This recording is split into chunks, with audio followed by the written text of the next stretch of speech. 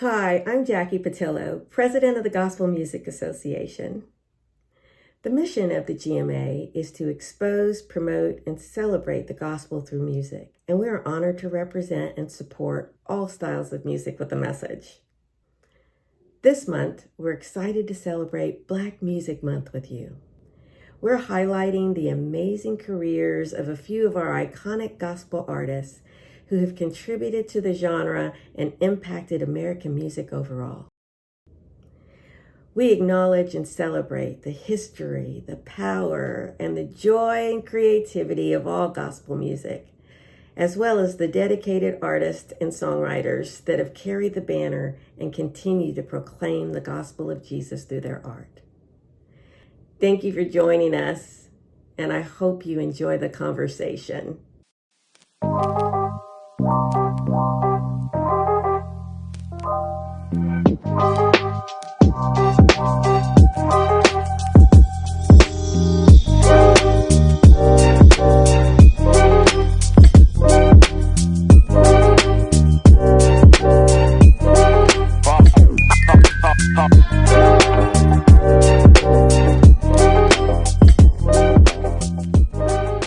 Welcome to this very special gathering to celebrate and commemorate the wonderful achievements of Black music in America during this Black Music Month.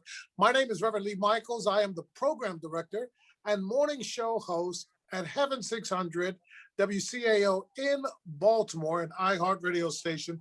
But I have been blessed to have this opportunity to bring together a trio of dynamic ladies who have all impacted in their own right gospel music, Black music, as you would, in this particular age and time of celebration. First, we have joining us Dr. Teresa Hairston, who is the internationally known and respected pioneer in the field of gospel music and ministry. In 1989, she established this magazine called Gospel Today, which was literally like a Bible to the industry for keeping up on everything that was going on, a publication that she launched with an investment of her own money. And next we have, of course, Vicky Mack, Vicky Mack Latiad. Vicky is a dear friend, and Vicky launched a label called Gospel Centric.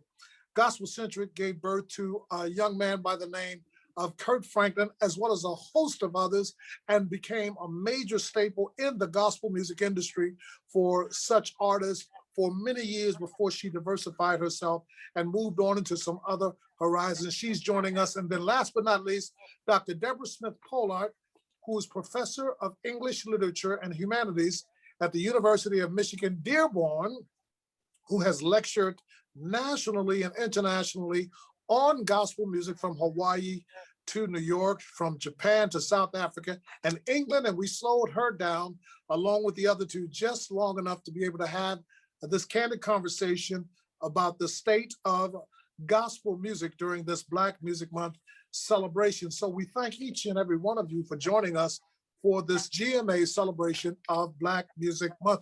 Ladies, thank you so much for making yourselves available to be a part of this very special discussion. And I want to start off by first welcoming you and then asking each of you, in your eyes, what impact has gospel music had on American music as a whole? And Vicky, we'll start with you.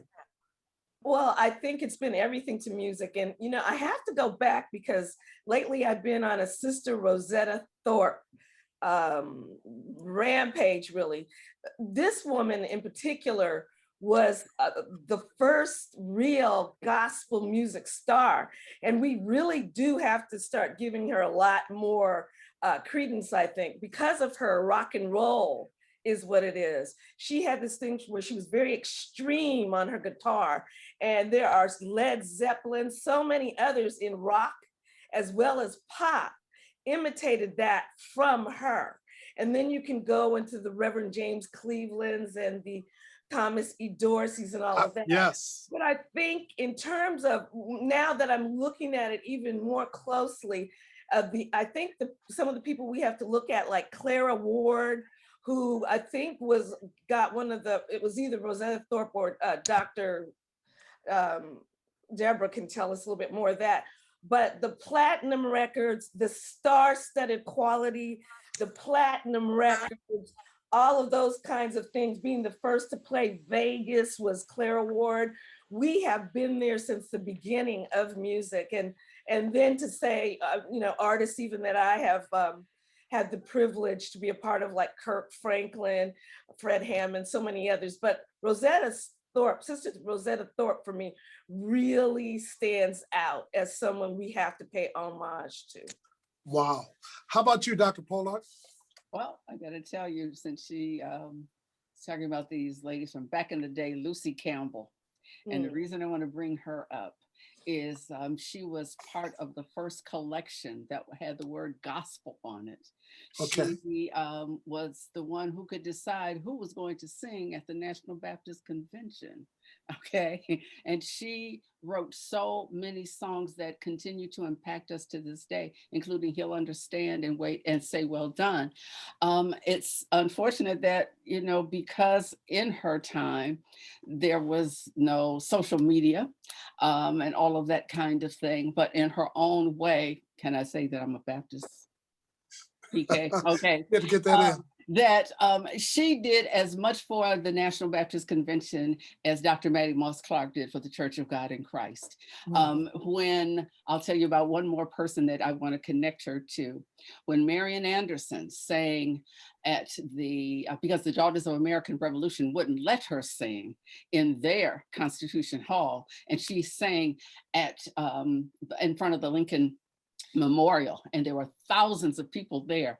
I always like to let people know that before then, Black folks knew about Marian Anderson because Lucy Campbell allowed her to sing at the National Baptist Convention. I'm just saying, okay?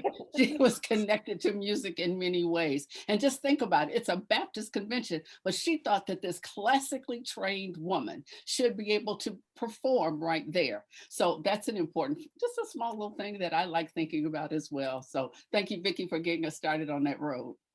Well, Rosetta Thorpe and Marian Anderson, those are two iconic names. And Dr. Hairston, can you add to that mix? Well, I would say, of course, everybody, everywhere says Mahalia Jackson. Yes. I mean, this woman became the face and the sound of gospel music. She took gospel to levels that we had not seen it go to with record sales, with television. A lot of people don't even realize that she was one of the first national entrepreneurs. She had an interest in a fried chicken franchise. I mean, she was doing it at a level that many of us have aspired to. And, she was out there on RCA, on television. And so I think we look at her and she was an international star. And so when we talk about what we're doing today, I think what we are doing is walking in the footsteps of Rosetta Tharpe, Lucy Campbell, Mahalia Jackson. It's just, we have so many great, great people, and especially great women. So I am honored to share the platform today with great women and to celebrate great women. There are a lot of great men, but these sisters did their thing. That's right. I'm glad you said that, Dr. Hairston, because, we talk about gospel music as a genre, and we talk about the evolution of gospel music, and we even talk about some of the challenges that many of our iconic names in the beginning had to deal with. But we don't give much attention to the additional burden that was placed upon women, because the country was going through its own suffrage movement, trying to get to a place where it started to treat women on an equal basis. Some would even argue we're still trying to get there. But the point is that made it even more challenging for women of color in the genre. Can you share some of those challenges?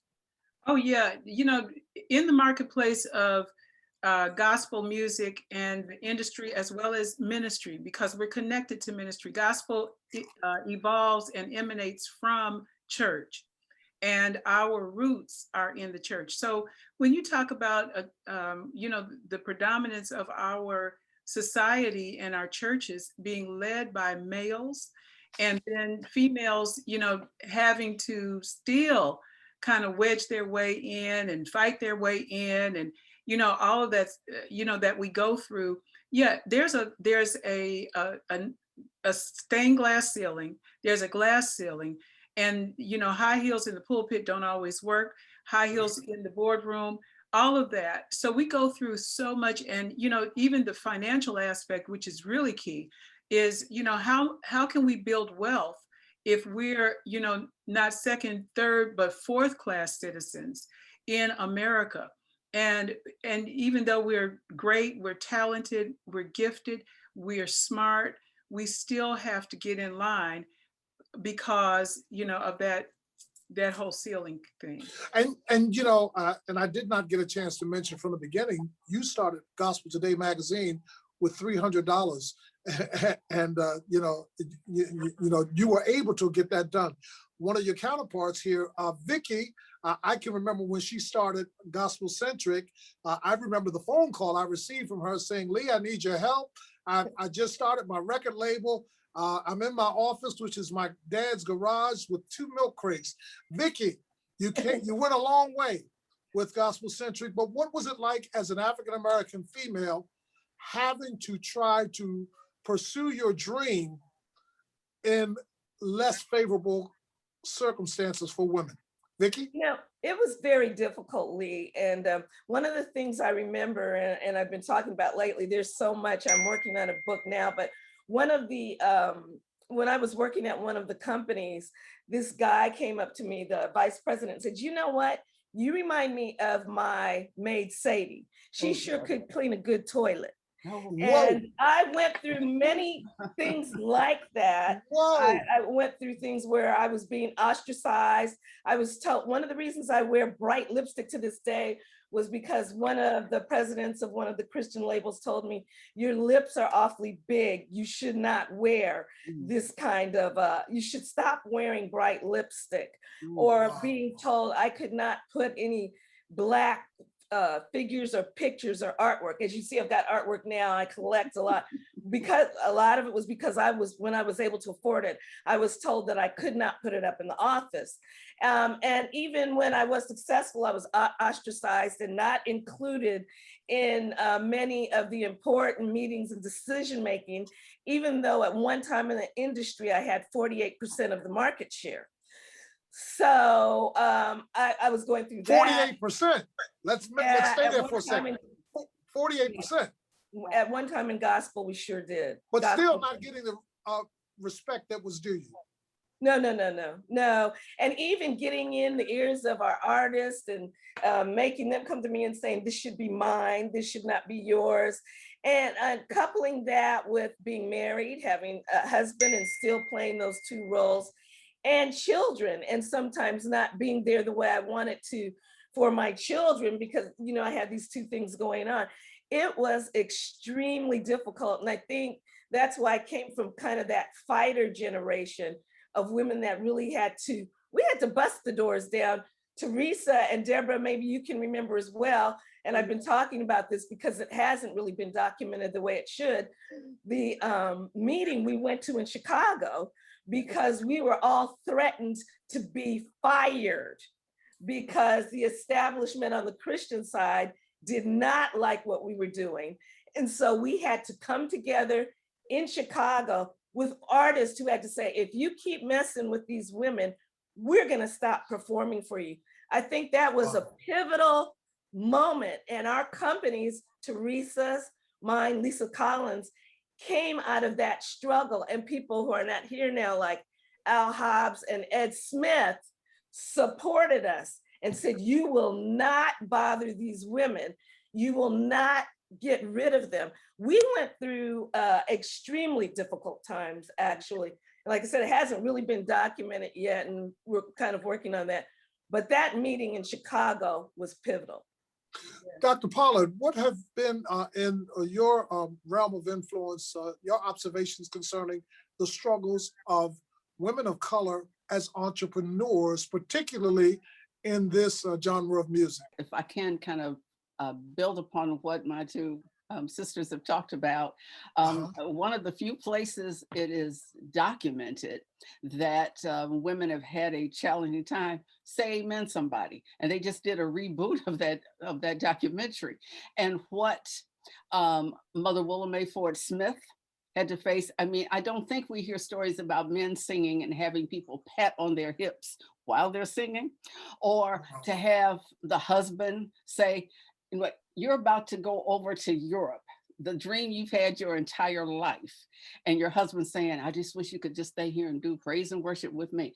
Well, I mean, not to go off on anybody, but I'm just saying, this is something that those sisters have been planning to do and hoping to do for years. And then when the younger women start talking to Mother Willa Mae Ford Smith and others, and they're talking about how do we put these things together, it is difficult, as Vicki Mack said earlier, to be a wife, a mother, and to be in this industry. The other thing I will say is this. When I look at the charts, because yes, I'm a professor, that's what I always call my real job. They don't like it at iHeart when I say that's my real job, but my fun job is in radio. But when I'm looking at the charts on a Saturday night before I go on Sunday, and I'm counting how many women are on the charts versus the men, there are days when in the top 30, I will find 5 women out of 30. Okay. Or in the top 10, I might find 2. Sometimes every now and then it'll change. And so it has been difficult. And I try to think about. So what do you associate that with? I hate to interrupt you, but you just hit something there. What do you associate that with? Well, when I break it down and even look at labels and see what percent of women does this one have? And there's a big label that out of all of their top, they only had 3 signed. Okay. They had a lot of guys, but only 3 women signed. Then I went on to another one. I think the one that had the largest number was Ty Scott. That's our longest existing Black owned gospel label. They had the largest number of women there. So it must be difficult. And I think you don't have most pastors get up on Sunday without a sister singing to set the mood, right? Okay, to get everybody ready for that sermon. So how in the world, and you have these huge audiences of women. So this is something for us to think about. Maybe one of us will write about it one day. I don't know, but I'm just saying it. There is an imbalance in some ways in terms of who gets signed, who gets hired, all of that. So in retrospect, then I'm hearing, ladies, you guys really doing an excellent job of putting the magnifying glass or the spotlight on what has been the challenges faced by women of color in this particular genre of music. But in the genre as a whole, how can men help the women? Vicki touched on the fact that Al Hobb and Ed Smith and others stepped up to help form a wedge of resistance or pushback against what was some blatant attitudes against her success. What ways do you see the industry as a whole can help support not only the women, but also support itself becoming more unified in its voice and its efforts to further enhance and promote the genre as well as the participants in the genre? Well, I might say that I think there were certain institutions that we had at the time that we had the GMWA, the other conventions as well. I talk about GMWA and Kojic in particular, because there was a time when we had started Gospel Centric where you could not break an artist well if you did not pass through GMWA and go to the midnight musicals at Kojic. Those aren't as pertinent in that way as they were at that time. You also had Bobby Jones, Dr. Bobby Jones, and we have to talk about him because he had conferences as well that talked about some of the things we could do. I think for us, I had many men that were supportive of what I was doing as well as some of the others. And I don't think we have that in the same way, as well as we had kind of a woman, if you will, brat pack of women that said, no, we're going to plow through this. We talked to each other a lot. And we coalesced and came together and did what we could. And it was kind of, if they mess with you, they're going to hear from, we were together. It wasn't where Yeah. you could just bother one and not get to the other. And I think those United we stand, divided we fall. and we were like that.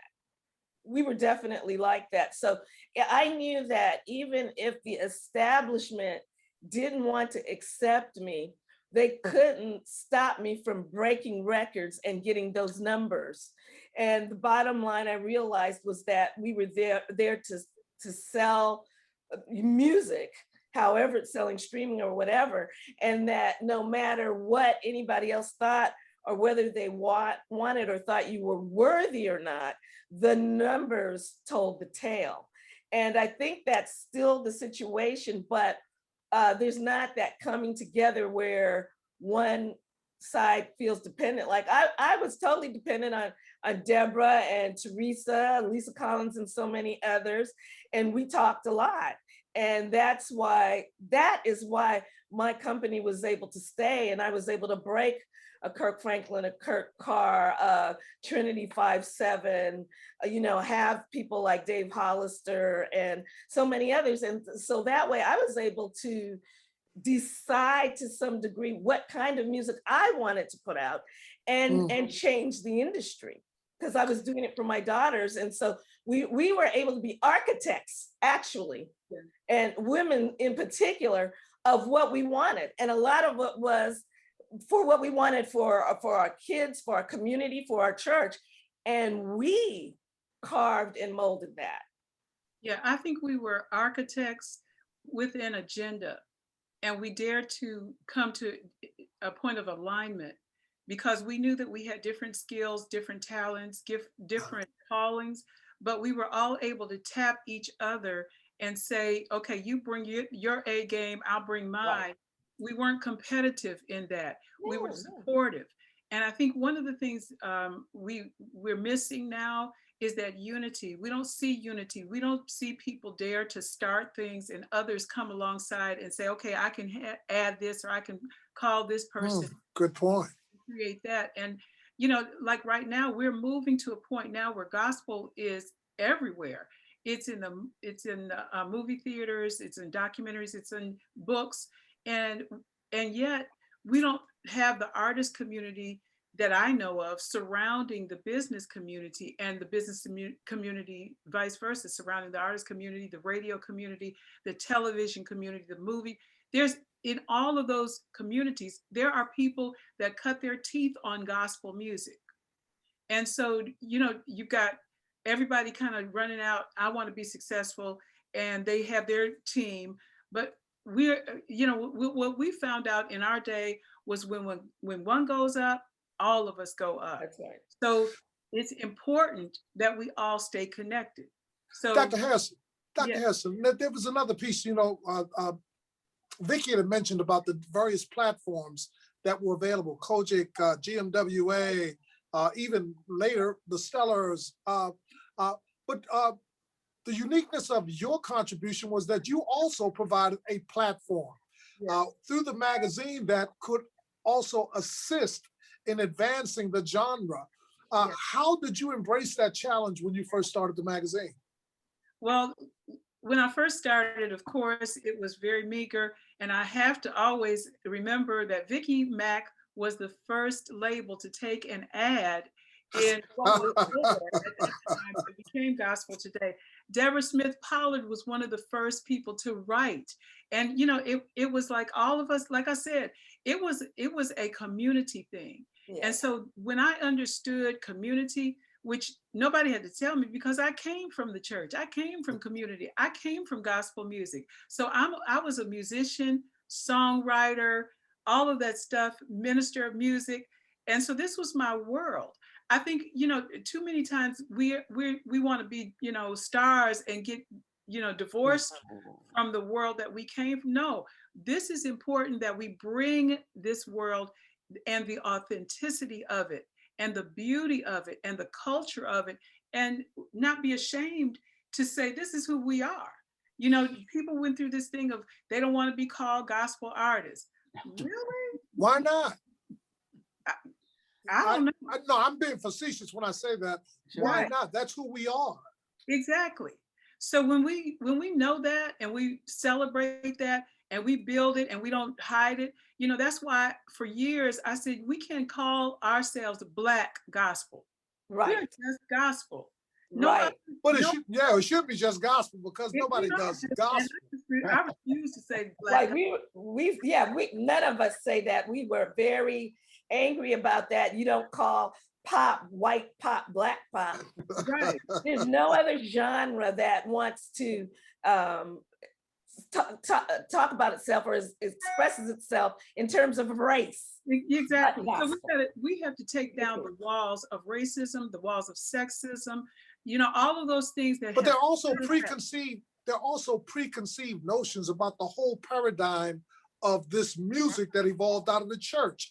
I know for me in radio, being in radio for 40 years, one of the things years ago I had to do was make myself available with the sales managers to go to Wall Street, not to Wall Street, to go to New York, to the average at Madison Avenue, to the advertising agencies, because they had this preconceived notion of gospel music just being fire and brimstone preachers telling everybody that they're going to and hell.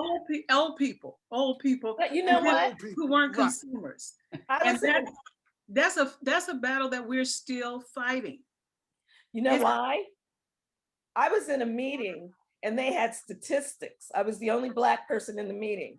And there was an actual statistic that said the majority of people felt that gospel was made up of big, fat Black women. This was told to me in a statistic, one of the statistics that they were bringing out. So one of the things they wanted to do was take that name away and say, no, we're gospel, that's Black gospel. Big fat Black women, that's Black gospel. And I think that's a lot of where that came from, because that was a part of statistics that they were getting from Wall Street or Madison Avenue, and some statistics that they Stereotypes, that's the word I'm hearing, stereotypes. And they have been created to keep us in a place. That's correct. You know, we can't build wealth with those kind of stereotypes. When I went to Madison Avenue agencies to get buys for Gospel Today with hair care companies, they said, "Oh, do the women in church care about doing their hair?" I said, "Really?" You know, Wow. and you know, so to sell those ideas and concepts that we are as fashionable, as beautiful, and even more so because every Sunday we get it done, you know, and we're ready for it. So all of those kinds of things, it is really systemic. And that's the word, systemic. Absolutely. Yeah. And that whole racist thing that is cultural and biased, it's time for us to break that mold. Dr. Paula, how can we, in your eyes, how can we aggressively push back against that stereotypical mold? Well, it's ironic that right now there are some millennials and Gen Zs who are already pushing back against it as we look at elevation worship and look at Maverick City music. I don't know that some people in radio or in gospel were ready to see these Black and white young people singing together. Yeah. Because in their minds, when we all get to heaven, you're going to go on your side and we're going to be on our side. You know, when we all get to heaven, there'll be different corners. That's right, exactly. And so it was interesting that when these young people first started coming together, YouTube was blowing up. I'm talking about they could get 7 million views in 2 months. Yes. They could get 10 and 11,000 comments. And so in some ways, it appears that some of the younger generation are pushing back against it. And then I think we can just continue to do what Teresa said, because in some people's minds, what they think we are is never going to change. So we're going to put on the red lipstick, Miss Vicky, and we're going to look fabulous on Sunday. Right. But as we continue to show up on Good Morning America and all these other, the Today Show, and on evening specials, etc., I think some people are slowly seeing, oh, wait a minute, they don't come in one size or one color or one, they sing a range of music as well. The message is one thing, the sound is different. So just because that was what your grandmother listened to, or that one gospel song you heard back 40 years ago, that's not where we are. We continue to move. You don't want to move with us, it's okay, because we're going to continue to move. Look at Kiara Sheard and all these other young people out here, what they're doing, And so if you're not on board for it, this train is going to leave you behind. Yeah. You mentioned Elevation Worship. You mentioned Maverick City Music, and even Kiara, as some of the artists that automatically came to mind when it came to dispelling some of the stereotypical views towards gospel music. Who are some of the other artists, all of you, I would like for you to chime in on this, artists that you see that you're taking notice to, that are positively impacting and advancing a healthy message about gospel music today? One is Jonathan McReynolds, for sure. I think he's at the top of the food chain with that. He's got an artist named Doe, who used to be in Forever Jones. Forever Jones. Yeah, she's part of a multicultural church that does a lot with that. You've got Travis Green, you've got John Trax has a group called Seasons, which is another multicultural group coming up. There are a lot. I don't know. Can you name some of the other ones, Teresa? I think that Tasha Cobb Leonard and what she's doing, and kind of doing some things with the CCM artists. Kirk Franklin, of course, it continues to be a trailblazer, and to take the genre further. I think even the whole thing with the movie of the Clark sisters, and their collaboration with Missy Elliott and Queen Latifah. I think those kinds of things, when we're expanding the genre and we're showing the success of it, not only with the multicultural, but within the genre being pure to itself and having viability in other ways through the movies and through the movie industry. I think that is very, very important, and it speaks volumes about how marketable we are. This is not just church music. It's not your grandmama's gospel music anymore. So I think that story is being told, and the more we continue to beat that drum, the more people will hear it in all sorts of places. And you can't leave out Snoop. Go ahead, Vicki. And you can't leave out Snoop and Kanye West. Well, I was getting ready to go there. Or not. I was getting ready to go there because, there are strong feelings, pro and con, concerning collaborations of that sort. And we talked about Snoop, we talked about Missy Elliott, and Tasha Cobbs with Nicki Minaj. What's her name? Nicki Minaj. Nicki Minaj. Now, there are the pundits who can argue, well, how do we reach people that are unreachable if we don't take advantage of the means available to reach them? And then there are others that say, well, I got a problem with it because when they step away from their collaboration with you, some of the stuff that they're singing and saying goes completely against the message of the gospel. So what's the happy medium there? First of all, we need to remember that just because somebody is a gospel artist does not make him or her perfect. Let's go there. Okay? So Snoop may do some really interesting things, as may Nicki Minaj, okay? But my thing is, the gospel is a message. Okay, if the message is there and if it can reach somebody that might not listen because another artist is a little too traditional for them, then that's okay. I can support that. I have no problem playing any of that by Snoop. Talked to Rance Allen maybe a few months before he passed away about, collaborating with Snoop. And he said, all these church people coming up here, he said, they have no idea. That young man said he loves the Lord. That's all I needed to hear, okay? And the message is in the song. Plus, he had written the song that they did the collaboration on anyway, right? So he knew the song was tight. So I just, kind of back up a little bit. Can I give you one little history thing? Back in the day, they were called songsters. There were people who sang both. They say, well, secular music and religious music. That's what they did. So if we have people who do that today, okay, history continues. Get over it, okay?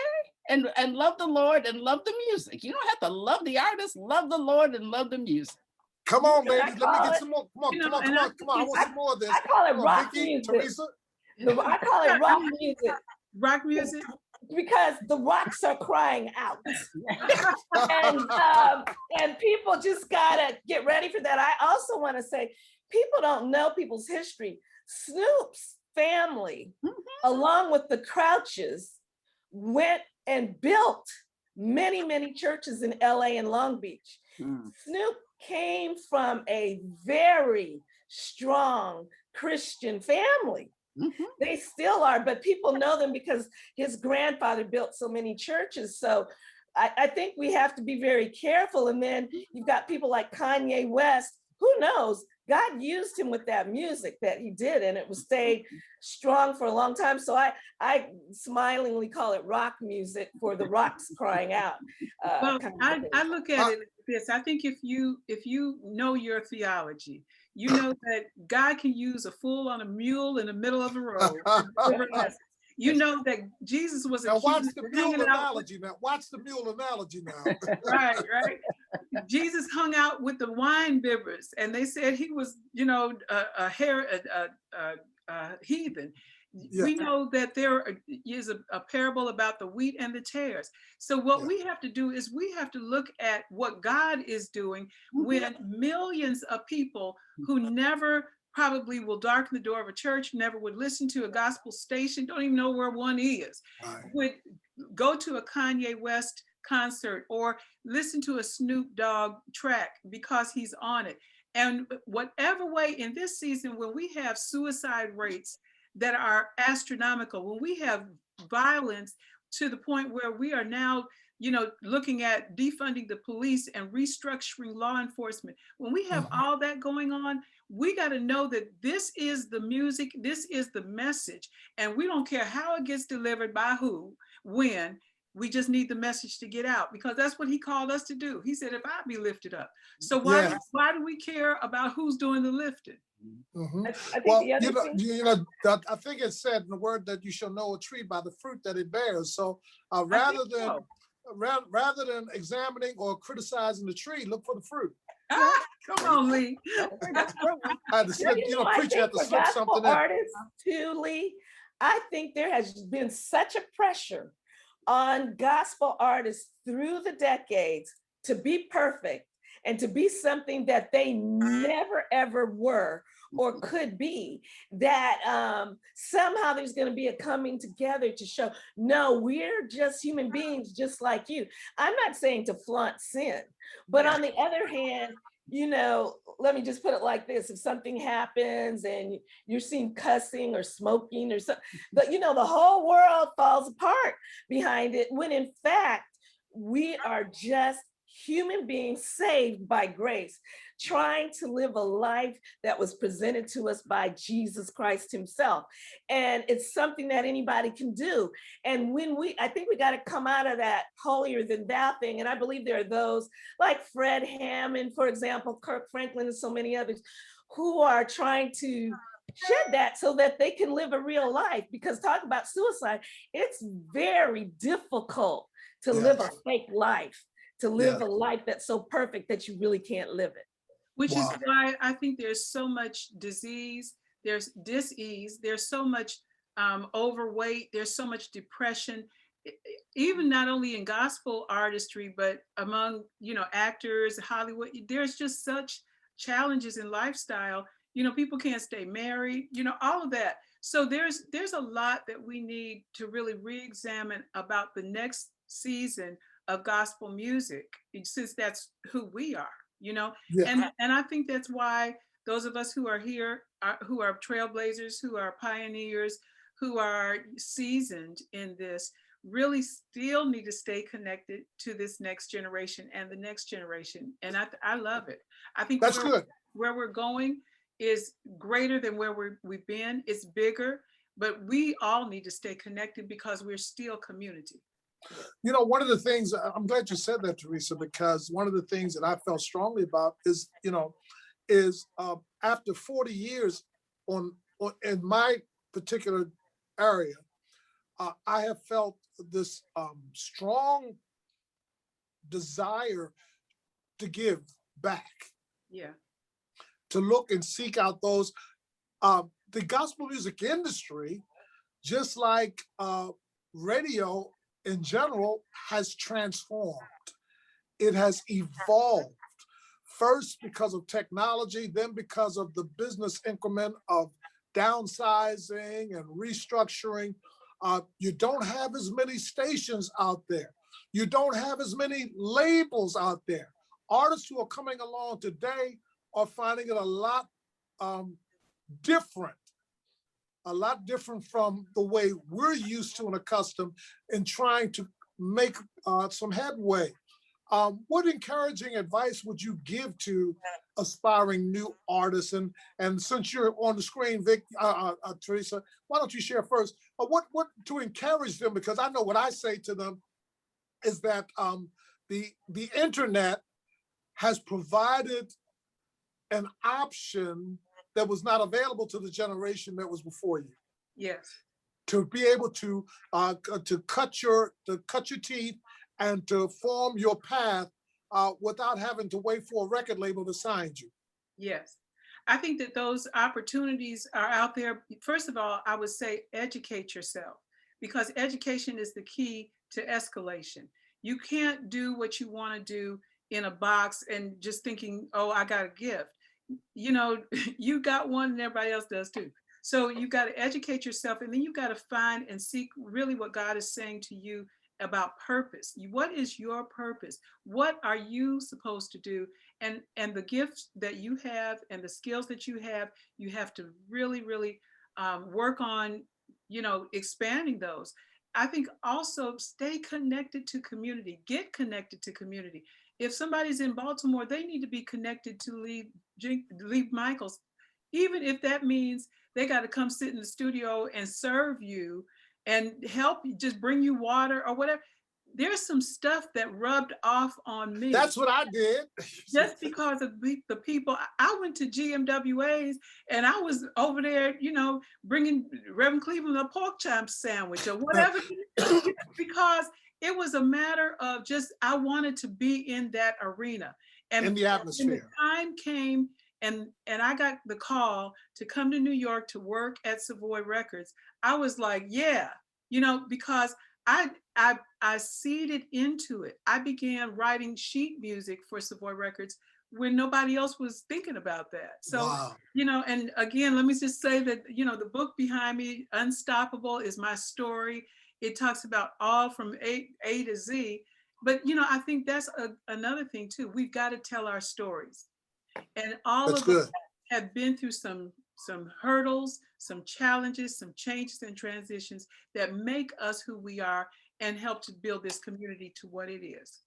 Vicki, I know I had you when I did my first summit here in Baltimore. I reached out to you, and like a true friend, you made yourself available to come and just share what it was like as an African-American entrepreneur in gospel music. And you shared some very insightful and very transparent personal nuggets. And as I asked Teresa, I asked you, what would you say to the generation now who aspires to and has set their sights on potentially pursuing gospel music? What would you say to them, Vicki? Well, I would say, first of all, don't do it alone. Everybody here, it's so easy to get in contact with people now. It's so easy, and you'll find many of us are very approachable. I have a program that comes on Thursdays and Fridays called Carfitable Talks, where on Instagram, where I talk to people every week about their experiences. And I'm also, like I said, working on a book and some other things. But I'll tell you, some very interesting things have been happening lately, and I think this is okay to share. He wouldn't be upset, but Lecrae called me recently and said, Vicki, I just need to take you out to lunch. I realized some things that you were doing now that I didn't before. I want to talk to you. I want to stay in contact with you. I have some other people that do that as well.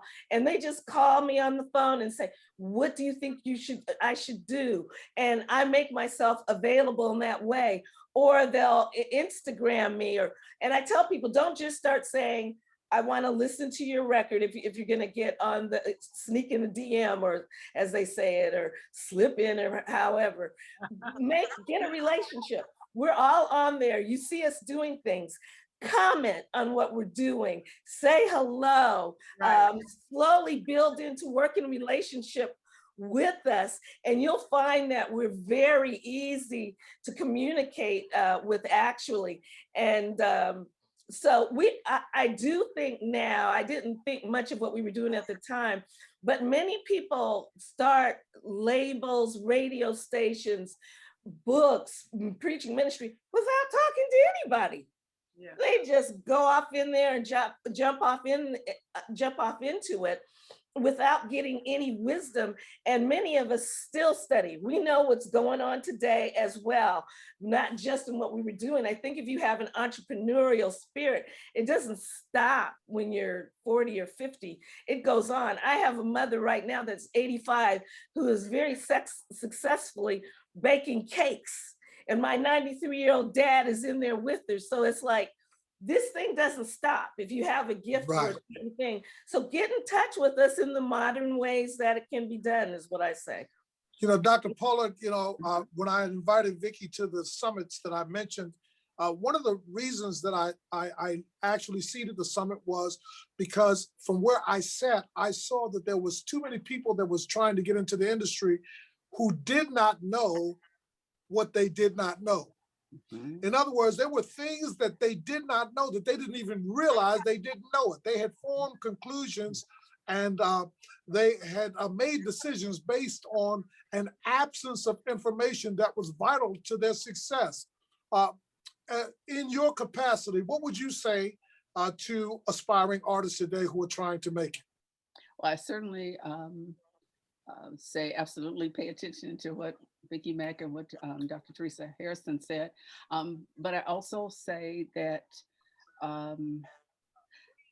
there are some things happening now that weren't happening back in the day. There are these online seminars that people who are involved in gospel music hold, okay, to tell you this is why you have to have an ISRC. Heck, we didn't even know what an ISRC was 2 years ago, okay? So you need to know, because otherwise we can't play your song, all right? You need to understand what it means, okay, streaming. No, you're not going to become a billionaire, okay? So understand what that is. I mean, just go to those things. And again, stay in community. I'm thinking about a local artist who, you see, he was a messenger. He kept to me through Messenger.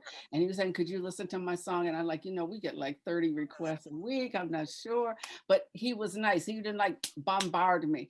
And when I listened, I was like, oh, yeah, we're going to work that one in. So again, just be kind. Okay. You know, yes, we got to play the big ones because I'm on an R&B station. We do 3 hours of gospel on Sunday.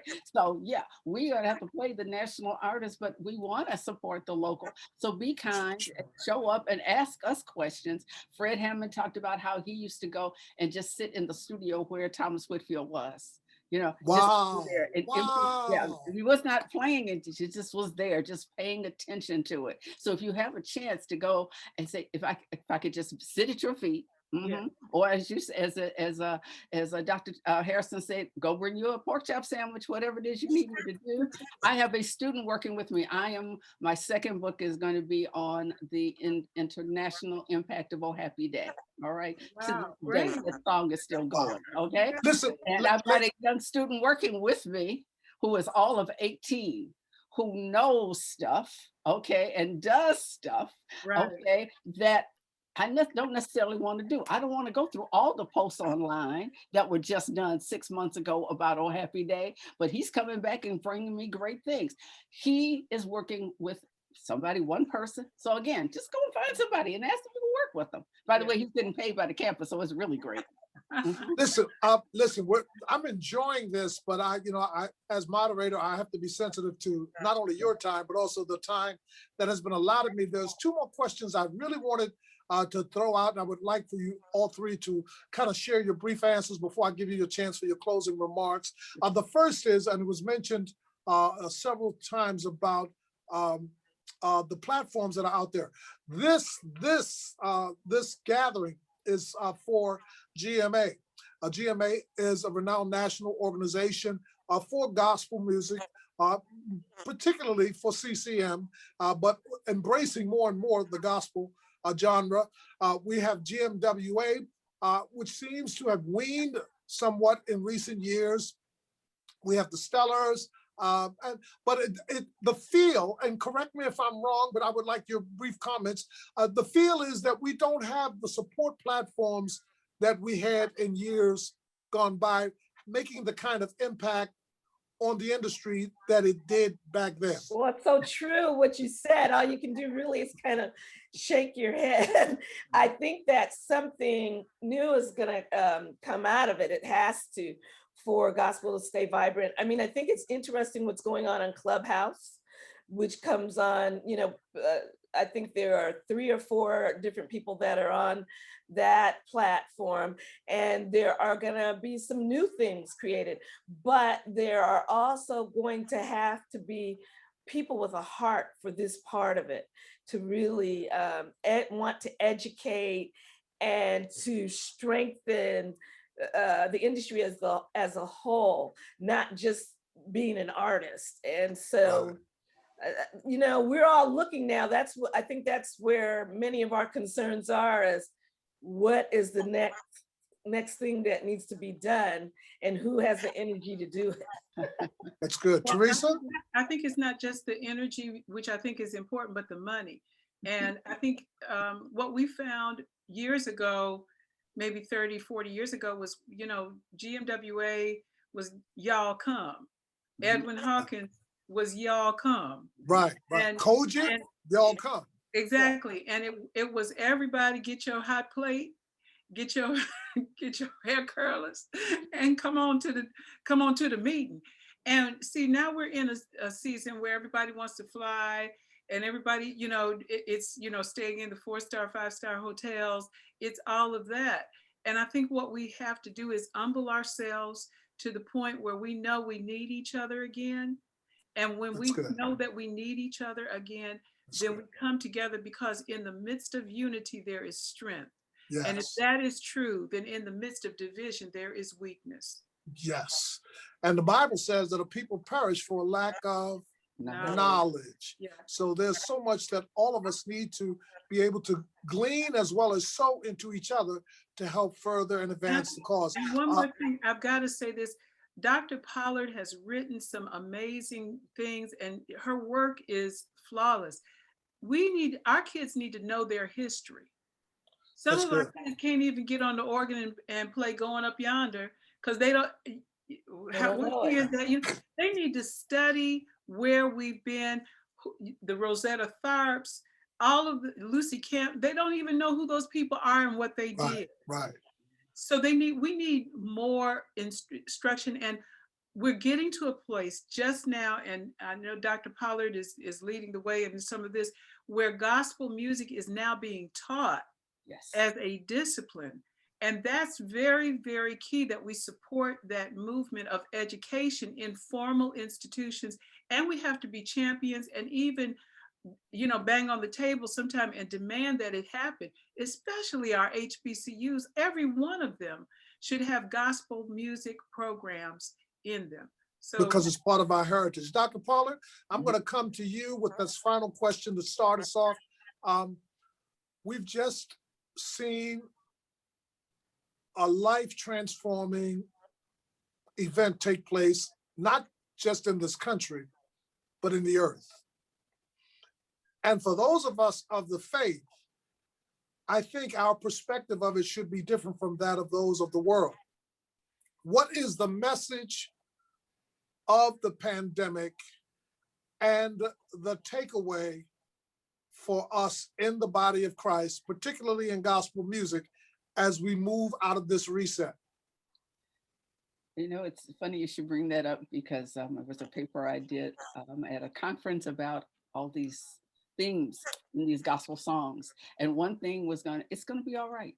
Okay. All right. And then I'm looking at how many of them have gone back to some of the old songs. There's this new version of Jesus Will Fix It, Trouble in My Way. It's, you know, just know he's gonna. Chantel, yeah, There you go. I love that song. I love mean, it that too. was like first time in a long time I was howling in my own. Sound like James Brown's kind of arrangement too. You know, yeah.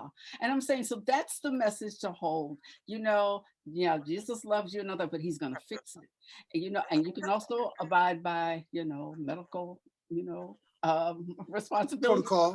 as well. Yes, please do that. But yeah, Jesus is gonna fix it. That's a message to hold on to, and just stay committed to your faith. Don't give up because you're seeing all that around you. Okay, he's gonna take care of us. He always does. Vicki? Well, I think what's important for us to remember is that gospel music in particular has always been a soundtrack for our lives. From the civil rights movement to coming over as slaves, and so many things, hymns. And I think we have to remember what we're about and what we're here for. And I'm excited and waiting for the musical soundtracks that everybody joins in on in gospel music. But we have to remember that we are the psalmists and we are the songwriters for those things, not just to get famous and to cross over, but to chronicle and to give peace to hurting hearts. And that when we get back to that business, I think we haven't been in that business as much as we should be, that we'll be doing more of what we're ordained to do. Wow, that's good. Dr. Hairston? We were pulled through the pandemic for a purpose. Our purpose is to share good news in bad times, good news for troubled hearts, good news to people who are going through struggles, changes, and challenges. And gospel music has the message, the only music that has the message that will bring new life, that will bring eternal life. And so this is the music for now, and it's the music for the future. Wow, that's good. And that kind of dovetails into giving you the opportunity to give a reflective thought to close out. And let me just plant this seed, Dr. Hairston. I'm expecting an autographed copy of Unstoppable. Don't let anything stop you from getting it to me. Okay, yes, sir. Yes, sir. Okay. Unstoppable. And I mean, everybody needs to get it. Books2liveby.com, the number 2. But listen, I just want to say thank you, Lee, and thank you, Vicki and Deborah. We have been together for many, many years, yes. But I believe that this is such a season, an important season where this reconnection, because we've now had all of the cobwebs moved out by COVID, you know, it's now a resetting. It's a time to pivot and to move into this next place. And I think that this next place is going to be a season of prosperity that unlike any that we've ever seen. So that's kind of where I am. Vicki? Well, I'm kind of regenerated, I think, because the pandemic kind of did that for me, just sitting there thinking and really saying, gee, we need to hear the stories of our time. I need to tell my story. We need to hear about the men and women who made this period really happen. The people behind the scene that were molding and making that happen. And there are so many exciting platforms now. And we should be encouraged and keep that energy moving. As I said, I have a show called Carfitable Talks that comes on Instagram that I'm very excited about, that I'd love to see everybody join. I've been meeting people and learning things. For example, we're gonna have a woman on today who's in the beauty business, who has over 4 million followers, a Black woman in the beauty business who is now changing and transforming that. And we have people that are doing it in new ways with the social networking and et cetera, that we need to learn from. 4 million is a lot for a woman that just came up and wanted to show you how to put on eyeliner. We need to be learning some of these things and knowing who these people are. They're getting deals with talent agencies, television shows, et cetera. And we need to learn and be excited about learning some of these new ways of reaching people. So I'm excited. Well, Dr. Pollard, we found out about Dr. Hairston's book. We found out about Vicki's podcast or Instagram cast. What might you bring to this equation? I just want to say really quickly, I've got several colleagues who are now younger than I am, but writing in gospel music. So whether you take a class with Rashida Johnson or with Alicia Lola Jones or with many of the others out there are books out there. Claudrina Harold. So there are plenty of books about gospel. And as Vicki Mack and as Dr. Hairston says, we need to know that history. Get in those books. If you can't take a class, go ahead and do it. Mine is called When the Church Becomes Your Party. That was my first book. And I'll let you know when the book about Oh Happy Day comes out. Okay, and I expect to copy that book also.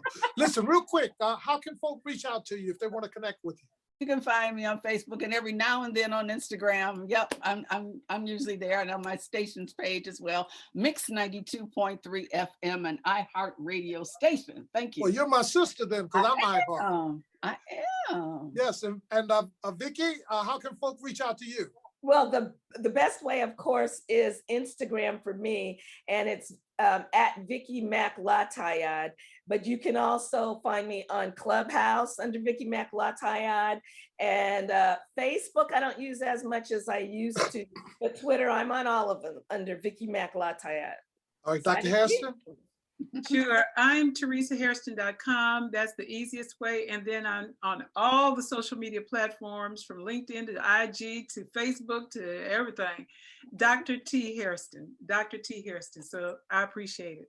Well, we appreciate the three of you because you've really enriched us with your insight and your knowledge, as well as your insight about the industry. And we thank you all for being with us for this. And I hope that the folk at GMA will really appreciate the efforts that came out of bringing this together by Ebony Funderburk. Thank you, Ebony. And we look forward to being able to do more collaborations like this, because I think, as the Bible says, as iron sharpens iron, so does one man's wits sharpen that of another. That's not a genre thing. That is just a specific thing that we sharpen each other when we have these kinds of conversations. As for me, you can check me out Monday through Friday on iHeartRadio at 6 a.m., Heaven 600. Also on social media, Facebook, Instagram, Twitter. Just search my name and our YouTube channel, Lee Space Michael Space ATB. Had to get my shameless plug in. Ladies, God bless you all. Thank you for your contributions to gospel music. Thank you for making yourself available. I love you all with the love of Christ, but the good news is that Jesus loves you more. Take care, and we hope to be able to do this again real soon.